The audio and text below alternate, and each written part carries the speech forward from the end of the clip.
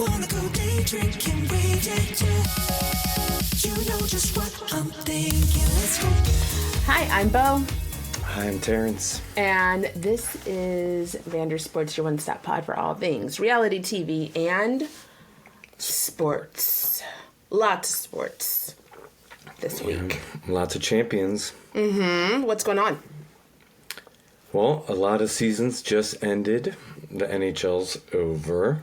So, if you're a hockey fan, your hockey partner is a Florida Panther fan, they're happy. And what else?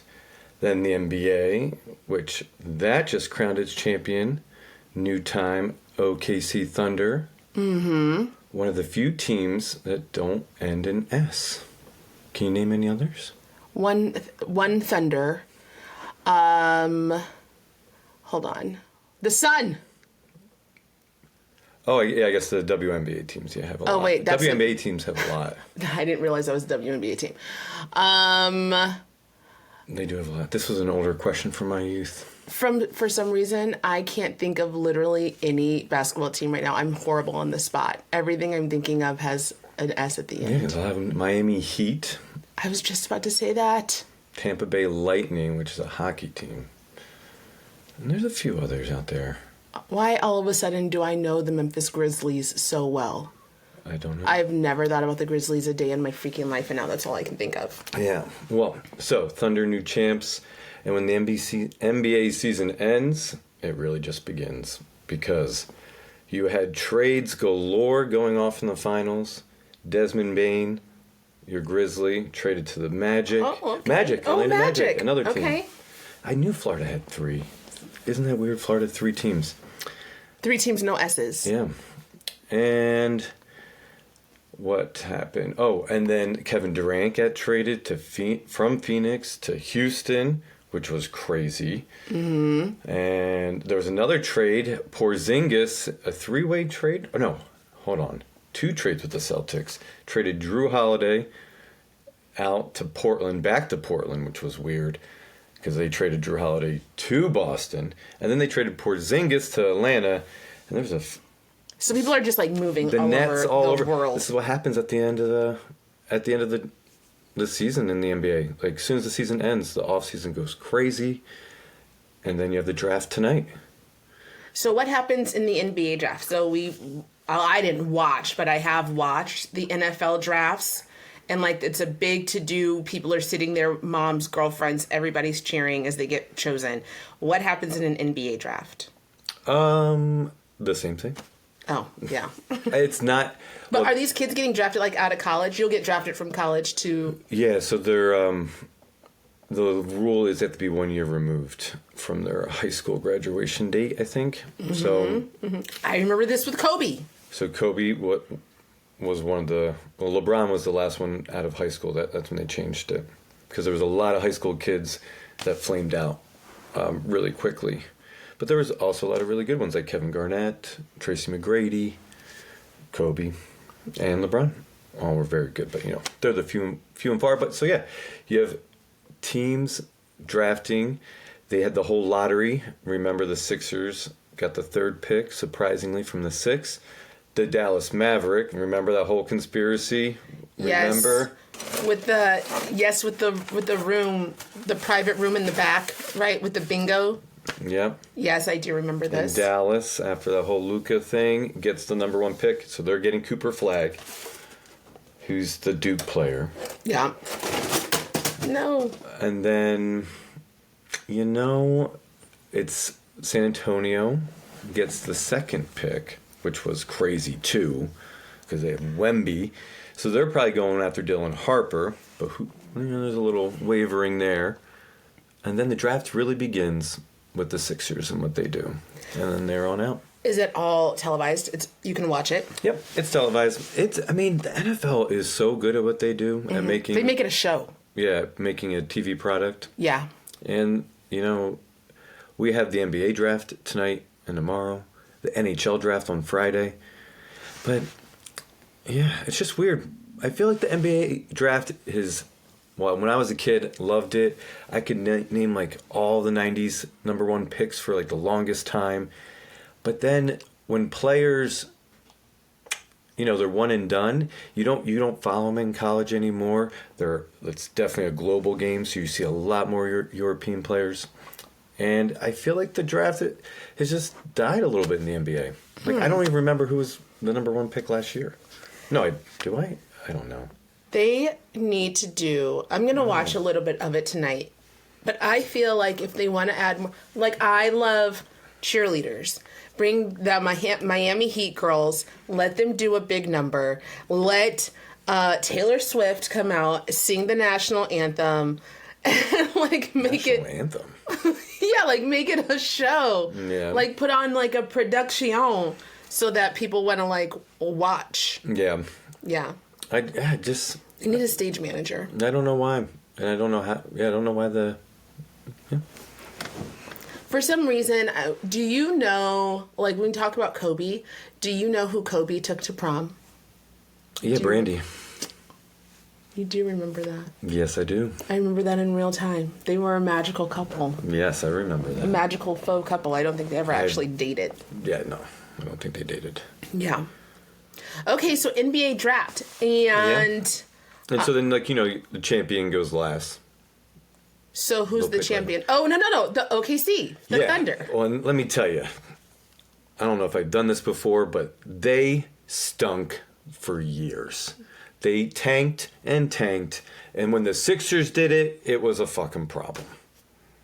We got interfered with. Sam Hinkie got kicked out. Trust the process. Now the process sucks. We have nothing to show for it.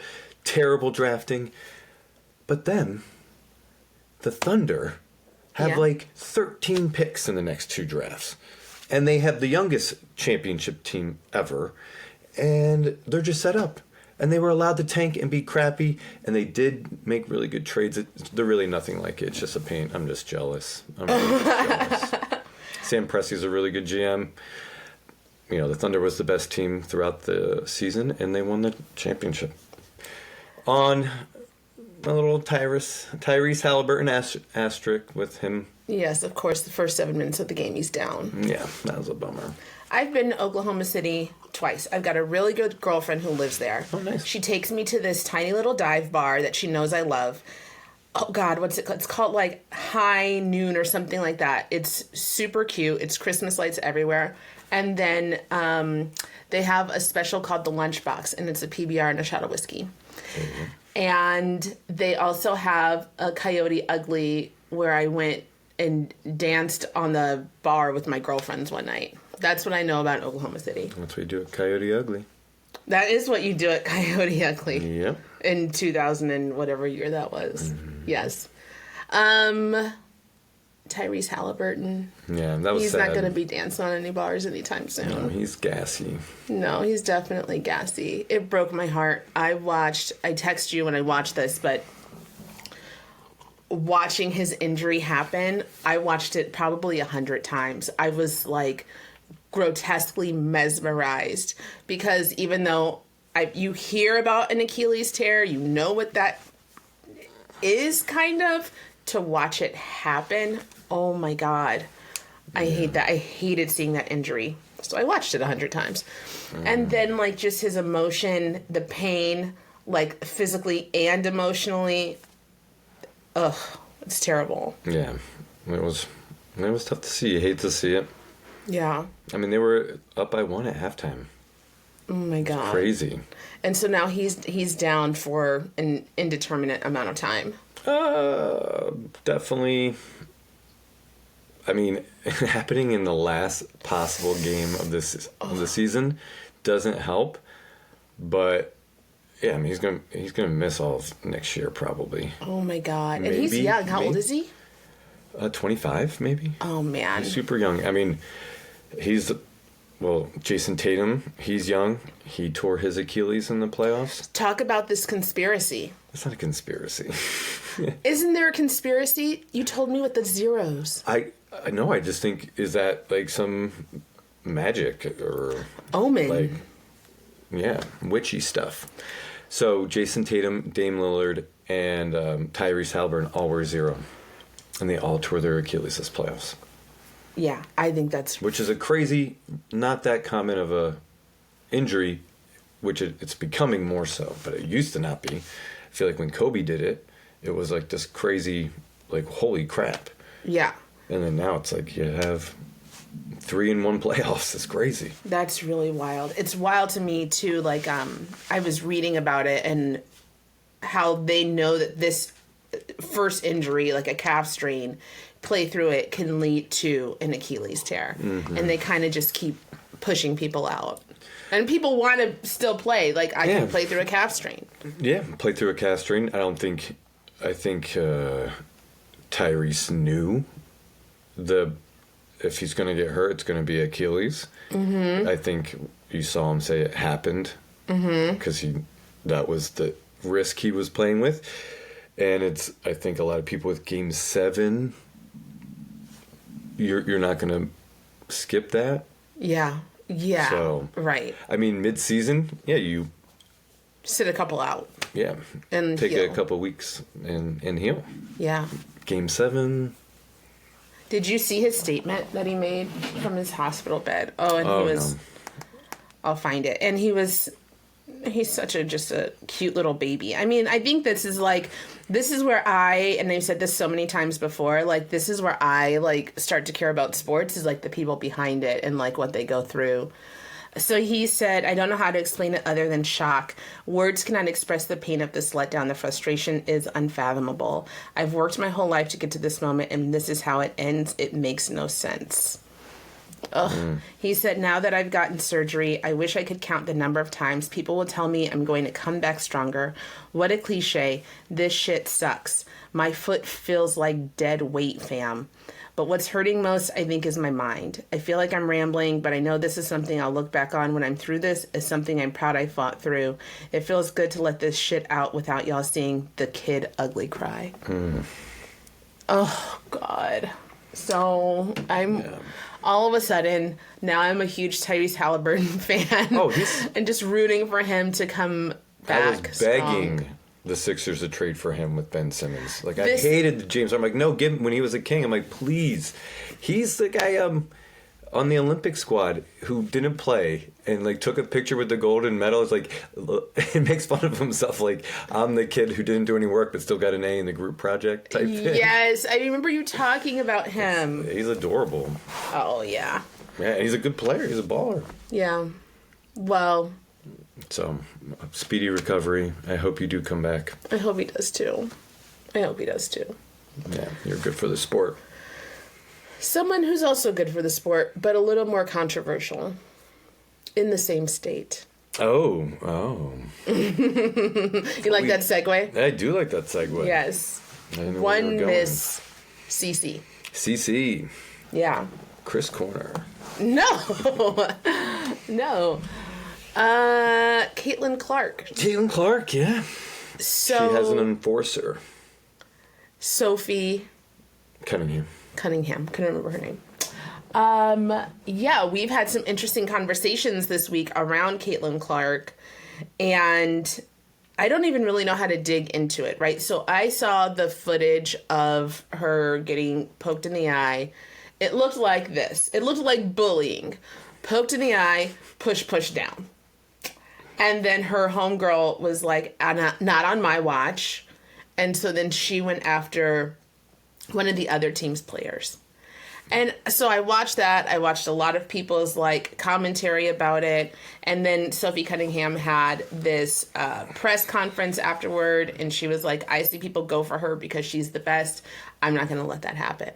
And I was like, oh, my God. Am I, like, a Caitlin Clark, not stan, because I don't really, like, I'm not watching her play, but, like, it made me feel defensive for her. I'm like, well, why aren't we just playing? Like, why are you being poked and pushed and pushed? And is it because she's the best? She did the second push. She did the first push in that play.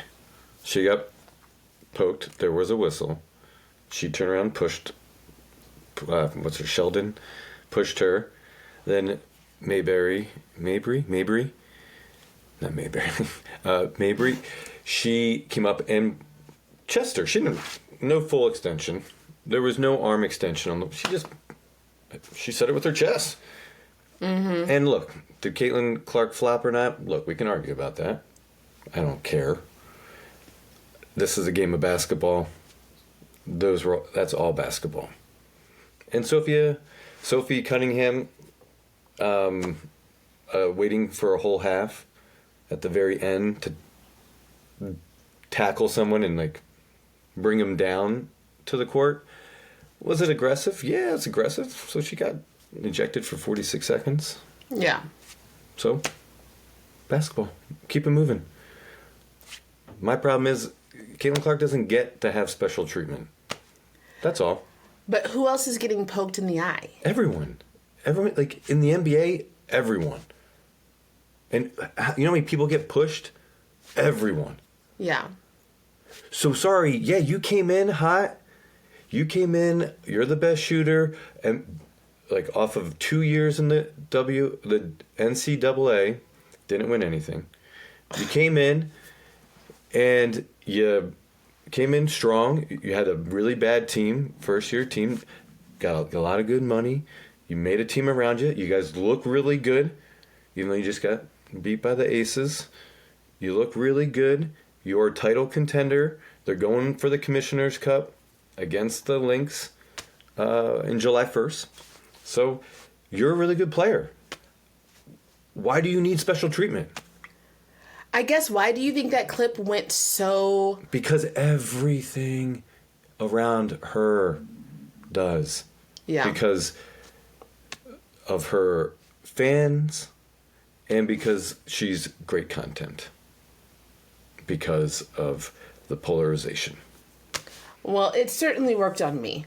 It certainly made me feel you made me like... cringe. I was like, ooh. It made me feel like she was bullied. And I think, too, like, I don't notice... Like, if this is happening in the NBA, as someone who doesn't watch but will come in and, like, look at a game, like, I don't notice violence amongst men as much as I would notice violence amongst women. Angel Reese just got her hair pulled. Yeah, I didn't see... That clip's not making the rounds. I haven't seen that. I wonder why that one's not making the rounds. But I am saying, like, maybe that's why... If I had seen that happen with dude players, maybe I wouldn't have, like, been like, oh my God, why are they bullying? Why are they beating each other up? But when I see it with women, I was like, what is happening? This seems like it's out of control. Look, I don't want to go back in my day, because this was not my day. When Jordan entered the league, he got his ass kicked. Yeah. It was a rough league. Detroit whooped his ass. And the NBA didn't save him. They didn't, like, give him... Like, wasn't, like, give him special treatment as a rookie, second-year player. It was like, it's just... I don't know. When I think of basketball, I just don't think of, like, about? physical violence and bullying at It's all. not bullying. First, you're using the wrong word. It feels like I'm, like, bullying. Like, it's not Like, bullying. why can't it's we just playing everybody basketball. play nice handshakes and go? I mean, yeah. I don't know. You don't watch a lot of basketball. No, I don't, and maybe I should. And I mean, look up some Dennis Rodman highlights. well, yeah. Look up Ron Artest. Some of his highlights. Look up Bill Laimbeer. Okay, I'll look them up. All right, look them up. Yes, I'm gonna go see some. Watch some basketball. I do remember Dennis Rodman being, he was just wild. He was bad as he wants to be. The Worm. That's what his nickname was. Mm-hmm. Yeah, he was bad. Right? Look up some Charles Barkley. I remember Charles Barkley being, but that was the thing. Like, it was the exception, not the rule. Yeah. And so these guys were penned as, like, I remember them being like the bad boys of basketball. Yeah, I mean, like, look, the Bulls did, the Fever did exactly what the Bulls did. They went out and got an enforcer. Like, I don't know, Sophie Cunningham's game, but apparently that's what she plays mostly as. And so, yeah, they went and got her. The Bulls went and got Charles Oakley. So, to be Charles an enforcer. Oakley, I told you, he's on Potomac now. Yeah, Potomac now. Yeah, so he's like a house husband. House husband. So, okay, so he was on the Bulls. Yeah, on the Bulls and the Knicks. So he was an enforcer. He was taking people down for his teammates. Yeah, he was a good ball. I mean, he was a baller too. But yeah, he was a tough. Like, if someone hard fouled, them, he was going to hard foul. Like, this happens in all sports. Like, this is, you pit in, baseball, you hit a batter, and when you get up, that team's going to get hit. Well, that's something that I've definitely learned this week. Hockey, you have a fourth liner goon who goes out there and starts fights. Oh, yeah. I know hockey's violent. Yeah, like that. I mean, and then NFL, you have. Yeah, NFL is a gladiator. It's a sport, gladiator, yeah. So, I just think it's all basketball. You know what's really weird? Indiana Fever posted like this picture of Cunningham in like a bikini, like swimsuit model type thing. Yeah. It's like, she's our enforcer. And someone was like, what if the Golden State Warriors posted Draymond Green in a Speedo after he choked out Rudy Gobert? That is. I was like, yeah, okay, that's funny to me. That would be ridiculous. That's funny to me, but. Well. But yeah. So I guess, speaking of bikinis. What's bikinis? There's a show that we watch that has nothing but bikinis all the time. Oh. That's my Love Island segue. Oh, okay. I'm trying them out. I'm working on it. Yeah. Speaking of this, what about this? What about this? Well, I watched last night's episode. Terrence did not see last night's episode. So maybe I'll just go? No, I want to talk about the show up until... Well, I don't want to be... I'm not spoiled. Just because you cheated on me, I'm not going to spoil. I'm not going to be spoiled. Cheat on you. We had to watch the show. We'll put on a poll. You absolutely cheated on me. I did not cheat on you with Love Island. Yes, you did. That's our show. You know we watch it together. Yes. So you cheated on me. That's digital cheating or whatever it's called. Not digital cheating. I turned it TV up cheating. all the way. You would not wake up. That's not the... No. Okay. Look at it. I was drunk. All these excuses. Yeah, well... Oh my God, I am so mad at you for not watching it because I'm mad at you. And I think I'm the only one... Put it on the poll. I'm the only one that has the right to Put be it on the poll. No. Yes. I needed to watch last night's episode. I could have watched it this morning like we've done multiple times. And we've done multiple times. We should have watched it this morning. And you didn't. And neither did you. Okay. Well, anyway, can we talk about before? We had a lot of freaking switch-ups on the episode. Casa Amor started. They sent Jeremiah home. Mm-hmm. And they sent Hannah home. The online rhetoric around sending Jeremiah home has been crazy. People want him back so bad. He's a gorgeous man, and that's probably why they want him back. Well, he's a gorgeous man, and there's so much talk about, like, Hood is still there. He's gone. That's crazy. That's really How crazy. Is Hood still there? I do not know. So... a lot of people are feeling like his experience of Love Island, plus he had just made a connection with the new Bombshell, and people think that's why he got sent home. She's been making connections all over. I mean, she's connected now in Casa Amor right away. Yes, and people hate that guy. They're like, why is she, but there's really nobody to choose from. Because they all want, yeah, I agree. I think the Casa Amor wave, yeah, a little subpar. I think so too. Like basically Casa Amor people are just not as hot as the OGs or some of the. So what was the Bombshells. curveball with Casa Amor this year? Okay, so the curveball with Casa Amor. Normally on Love Island, like people go to Casa Amor, they stay at the villa, they get new people in, and then you have the opportunity to make new connections. If that one is stronger, you can bring back one of them and forego your past coupling. Because for the people that stay in the villa, new people come in and they can do the same thing and decide to keep them there. Exactly. So the boys get new girls, the girls get new boys. Production is really watching what people are saying online. I think so too. So much.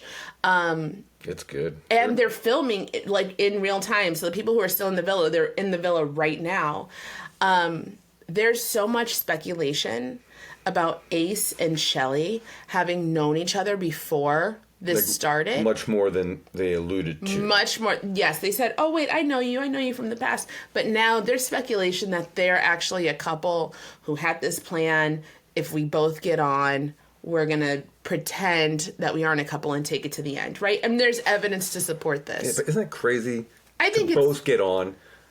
I think it's crazy, but also I don't know. I don't know how people are chosen. Yeah. No, I mean they're not. They're both good-looking people. Yeah, and so because there's no really strong connections, they keep sending people home. That's one of the things that's one of the reasons why people think it's a ploy between those two, is the fact that they keep sending people with strong connections home. At the end of Love Island, if you and your couple are voted for by America, you get $100,000. Yeah. So there's money on the line too, and I feel like people are playing this more like Survivor than they are a love story, because last season was so full of love. 3 or 4 of those couples are still together. People really made strong connections, and then when they left the villa, they had fame and fortune. I mean, they have brand deals. They're doing, so people see that happening and they're like, I want that. So they're playing the game for that. So in Casa Amor, Heady play. yeah. And it would be hard not to try to, because it's not like you can unknow that. So I think the producers right now are trying to, how can we break that up? And so now when they go to Casa Amor, instead of you can stay coupled up with your other person or not, everybody has to recouple. Yeah. You're recoupling with new people across the board, and you are, you're single from your other person. So those connections that you had, we're going to forget those for the next 5 days. And so there's no opportunity for Ace to not go make out with somebody or like try to recouple with another girl. Yeah. Yeah, and come back to Shelley. So last night, 2 people were kicked off, and that was a huge surprise. Well, yeah, I'm guessing they said that you had 24 hours to make a connection. You had 24 hours to make a connection, which was also so messed up because you have 5 girls, 6 guys, and that means one of the girls has to go steal another girl's man. Like, you got to go steal your friend's man in order to stay on the island, you know, or try to make that strong connection. Also, it was revealed this week that TJ is clearly a horrible kisser. Yeah. Yeah. That's definitely what was talked about. We watched some of these episodes and we're just like, this kiss is weird. They're a mouth eater. There's a lot of tongue, or people just have weird like kissing faces. Yeah. Yeah. I don't like it when it looks like, I would rather have the tongue out than when it looks like, I don't know, 2 feet pressed against each other. Do you know what I mean? No. Like just 2 dry lips. Like I don't know how to, teethy, but not sexy teeth. Yeah. Okay. There's also a lot of online chatter about Vanna being 21 but looking much older because of all the work that she's had done. So now there's a call for them to, next season, cast less influencers and people who don't have followings already. Yeah. So the kissing thing, I think there's been a lot of kissing with blindfolds on. Mm-hmm. And I think with that, it's weird and awkward. And so I think what Coco, one of the new bombshells, she like grabbed their faces and controlled it. It was a much better approach to the kissing and much better kissing. Yes. And so I think that leads to a lot of awkwardness, the blindfolding. Oh, you're giving so much grace. Okay, maybe so. Yeah. I don't know. I feel like that could be for some people, and I just feel like TJ's terrible. I just feel like he's just bad. Weird. I like to build things. Yeah. And then, like I like Legos. It was just like, okay, so what am I getting with you? I'm getting a bad kisser and a Lego. Which builder. I like Legos. Legos are great. I'm just not leading with, I like to build things. What else, if he said, I like to build things, what else could he have meant? I guess I was thinking, like, build things like... Tables. Tables, wood, like, things with... Yeah, I'm guessing more of like a carpenter. Engines, yes. Yeah, cars. Like, do you work on cars? You build out engines. That's a good one. Do you build landscape things? That makes sense. Fire pits. Like, projects. Yeah. DIY projects. He was talking about things. Lego flowers. Well, no, then he jumped to the Lego flower because the girl said she liked Legos too. So Hannah, who also got kicked off, she had a post-show interview. Oh, yeah? Uh-huh. And she said there was so much that we didn't see about her and Pepe's relationship. And she had confided in Hurrdat and said, I want to go talk to Pepe about trauma that I've had in my life. Like, I want to open up to him, but I'm really scared. Hurrdat said, do it to me first, practice on me, and then and then you'll be better off. You'll be better at telling him. Hannah did that. She revealed all of her trauma to Hurrdat. And then Hurrdat goes and pulls Pepe for a chat. And not a chat about, hey, Hannah wants to open up to you. Hurrdat pulled Pepe for a chat to try to mac on him. Oh, yeah, I remember that. Yeah, that was after. Oh, wow. Yes. And so that's why it was so, the weird thing. That's why it was so weird. And so maybe that's what led to Hannah's surprise departure. How messed up is that, though? Yeah. I mean, I'm not surprised. I'm not surprised. Yeah. Any predictions? For the people that go home that you already know? Yeah. Do I think Amaya steals that person? Amaya was going after who? I can't remember. Alondria's boy. Oh, yeah. So I think Alondria goes home. Mm-hmm. And what about the guys? TJ.